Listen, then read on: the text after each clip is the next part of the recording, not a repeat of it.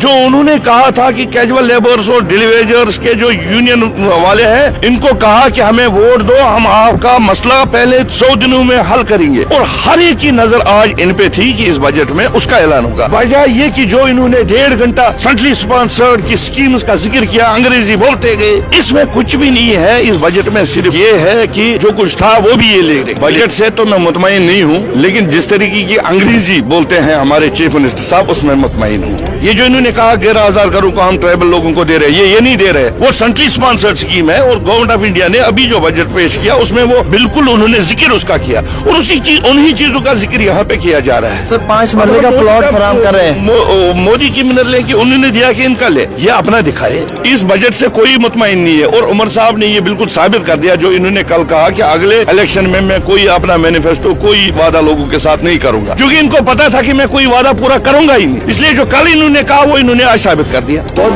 MLA Kupwara Fayaz Ahmad Mir साहब है हमारे साथ। मीर साहब, आप इस बजट से मुतमईन, आर यू सेटिस्फाइड?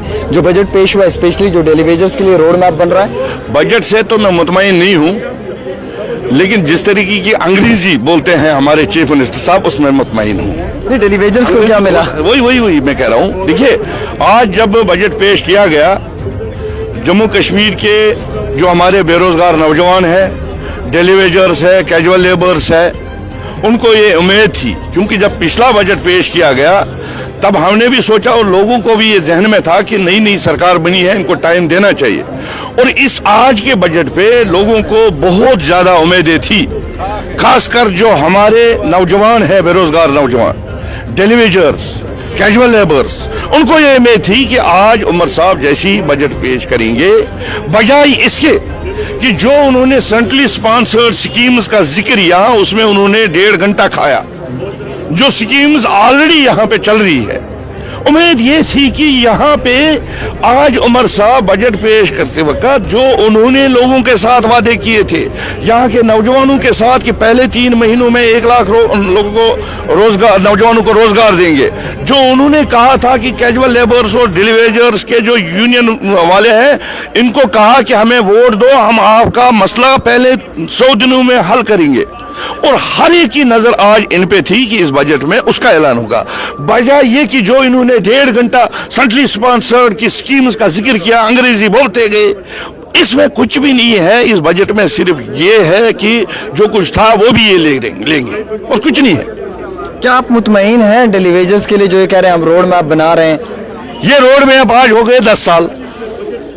पहले कभी बोलते हैं कमेटी बनाएंगे, फिर बोलते हैं ये बनाएंगे। यार, इसमें कमेटियां बनी है ऑलरेडी इनके पास रिपोर्ट है, सब कुछ इनके पास है। जानबूझकर इनके साथ धोखा हो रहा है। अभी भी इनको टाइम है, ये सुधरे। अभी 6 महीने पहले इलेक्शन हुआ, जहां उमर साहब ने एक सीट छोड़ी थी और लोगों ने उसका जवाब दिया है कि जो डिसेबल हैं उन्हें फ्री बस सर्विसेज मिलेगी। ऑर्फन्स को जो है वो सरकार पैसा देने जा रही है। ST1 ST2 को जो है वो वजीफा स्टिफन जो है वो उसमें इजाफा हुआ है। हुकूमत कह रही 6 गैस सिलेंडर दे रहे हैं हम।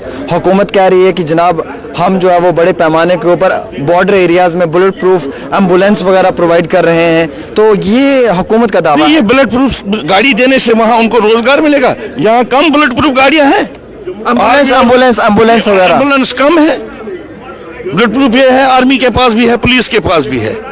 इस वक्त जरूरत थी लोगों को रोजगार की बात करना था, यहाँ पे डेलीवेजर्स का मसला था, इस वक्त जरूरत था जो इन्होंने वादा किया था।